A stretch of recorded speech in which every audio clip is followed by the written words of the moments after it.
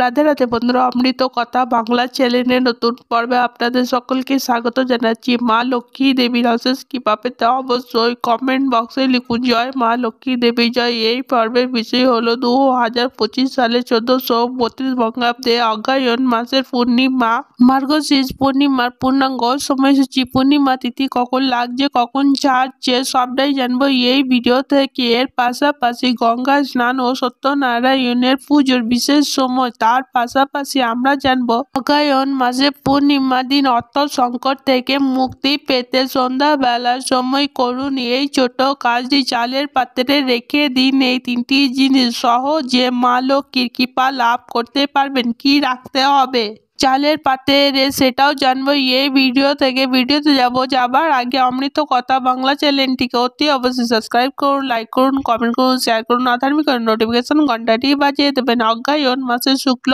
পক্ষের পূর্ণিমা তিথিকে অগ্রহায়ণী পূর্ণিমা বা মার্গশীর্ষ পূর্ণিমা বলা হয়ে থাকে। এই তিথিতে দান পুণ্য করলে 32 কোটির বেশি ফল লাভ করা যায়। হিন্দু শাস্ত্রে মার্গশীর্ষ বা অগ্রহায়ণ মাসের পূর্ণিমার বিশেষ মাহাত্ম্য রয়েছে।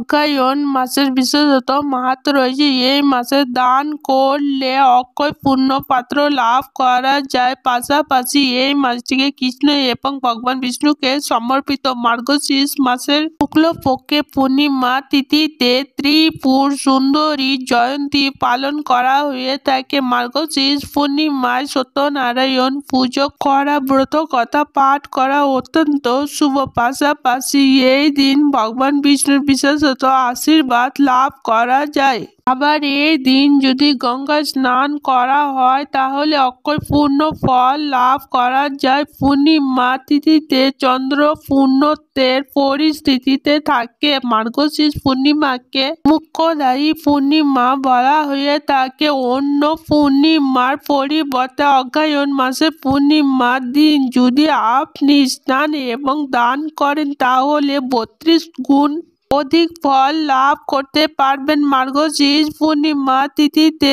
তাড়াতাড়ি উঠে স্নান করা উচিত। তারপর পরিষ্কার পরিচ্ছন্ন পোশাক ধারণ করে পুজো করা উচিত। এরপর ব্রতের সংকল্প গ্রহণ করা উচিত। পাশাপাশি ঠাকুর ঘরে ভগবান বিষ্ণুর মূর্তি স্থাপন করা উচিত বা ভগবান বিষ্ণুকে পুজো করা উচিত। এই দিন বাড়িতে সারা দিন একটি ঘিয়ের প্রদীপ অবশ্যই জ্বালিয়ে রাখুন। তারপর ভগবান বিষ্ণুকে হলুদ চন্দন দিয়ে পুজো করুন। এরপর ওম নমো ভগবতে বাসুদেবায় এই মন্ত্রটি উচ্চারণ করুন। ভগবান বিষ্ণুকে হলুদ মিষ্টি ভোগ অর্পণ করুন। শেষে আরতি করে প্রসাদ বিতরণ করুন এবং নিজেও গ্রহণ করুন। 1432 বঙ্গাব্দে 2025 সালে অগ্রহায়ণ মাসে পূর্ণিমার পূর্ণাঙ্গ সময়সূচি। পূর্ণিমা তিথি শুরু হবে 4 ডিসেম্বর 2025 বাংলা 17 অগ্রহায়ণ 1432 বৃহস্পতিবার সকাল 7টা 38 পর থেকে পূর্ণিমা তিথি সমাপ্ত হবে। 4 ডিসেম্বর 2025 বাংলা 17 অগ্রহায়ণ 1432 বৃহস্পতিবার ভোর 5টা 5 মধ্যে। 2025 সালে 1432 বঙ্গাব্দে অগ্রহায়ণ মাসে পূর্ণিমা ব্রত উপবাস ও নিশি একই দিনে পালিত হতে চলেছে, অর্থাৎ 4 ডিসেম্বর 2025 বৃহস্পতিবার। নারায়ণের ব্রত ও পুজোর সময় সন্ধ্যা 4টা 48 পর থেকে সন্ধ্যা 6টা 24 মধ্যে। গঙ্গা স্নানের বিশেষ সময় রয়েছে সকাল 7টা 38 পর থেকে শেষ রাত্রি 5টা 15 মধ্যে। গঙ্গা স্নানের সহস্র গুণ ফল লাভ করা যায়। অগ্রহায়ণ মাসের পূর্ণিমার দিন মা লক্ষ্মীকে প্রসন্ন করতে চাইলে, মায়ের কৃপা লাভ করতে চাইলে চালের পাত্রে অগ্রহায়ণ মাসে পূর্ণিমার দিন সন্ধ্যাবেলার সময় রেখে দিন এই তিনটি জিনিস। এই তিনটি জিনিস রাখলে চালের পাত্রে সংসারে কখনো অন্ন ও অর্থের অভাব হবে না। অগ্রহায়ণ মাস হলো মা লক্ষ্মীর অত্যন্ত প্রিয় মাস। এই মাসে নতুন ধান ওঠে, তাই এই মাসে পূর্ণিমাতে মা লক্ষ্মী ও ভগবান বিষ্ণুর পুজো অবশ্যই করতে হবে। অগ্রহায়ণ মাসে পূর্ণিমা উপায়ের জন্য কি কি জিনিস লাগবে? 1 ঘটি চাল, 3টি হলুদের কাঠ, 1টি গোটা সুপারি আর 1টি একটি 1 টাকার কয়েন পূর্ণিমার দিন সন্ধ্যাবেলার সময় শুদ্ধ বস্ত্র পরে মা লক্ষ্মী এবং ভগবান বিষ্ণুকে পুজো করতে হবে। গুড় দিয়ে তৈরি করা পায়েস ভগবানের উদ্দেশ্যে অর্পণ করতে হবে। এই দিন বাড়িতে ঘিয়ের প্রদীপ অবশ্যই জ্বালাতে হবে। সন্ধ্যাবেলার সময় ঘিয়ের প্রদীপ অবশ্যই জ্বালতে হবে এবং তুলসীর তলায় ঘিয়ের প্রদীপ অবশ্যই জ্বালতে হবে। এরপর বাড়িতে আপনি যেখানে চাল রাখেন সেখান থেকে 1 ঘটি চাল নিতে হবে এবং এই চালটিকে পুজোর স্থানে এসে রাখতে হবে।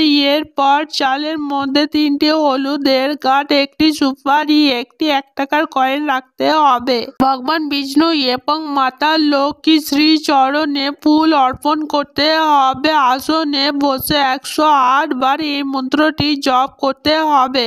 ওম হং শ্রীং লক্ষ্মী বাসুদেবায় নমঃ এই মন্ত্রটি জপ করতে হবে 108 বার। তারপর বিধিবদ্ধ আরতি করতে হবে। পুজো সমাপ্ত হলে যে চাল মাকে অর্পণ করেছেন সেই চালটি নিয়ে গিয়ে পুনরায় বাড়িতে যেখানে চাল রাখেন সেই জায়গায় নিয়ে গিয়ে ঢেলে দিতে হবে। তার মধ্যে 3টি হলুদের গাঁঠ, সুপারি এবং 1 টাকার কয়েনটিকেও সেই চালের পাত্রে রেখে দিতে হবে। সেই চালের পাত্রে থেকে নিয়মিত চাল ব্যবহার করতে হবে, কিন্তু এই জিনিসগুলি চালের পাত্র থেকে কখনোই তুলবেন না। এই সহজ উপায়টি করার মাধ্যমে সংসারে কখনো অন্ন ও অর্থের অভাব হবে না। আজকের পর্ব এখানেই সমাপ্ত হলো। অমৃত কথা বাংলা চ্যানেলের সঙ্গে থাকার জন্য আপনাদের অনেক অনেক ধন্যবাদ। রাধে রাধে।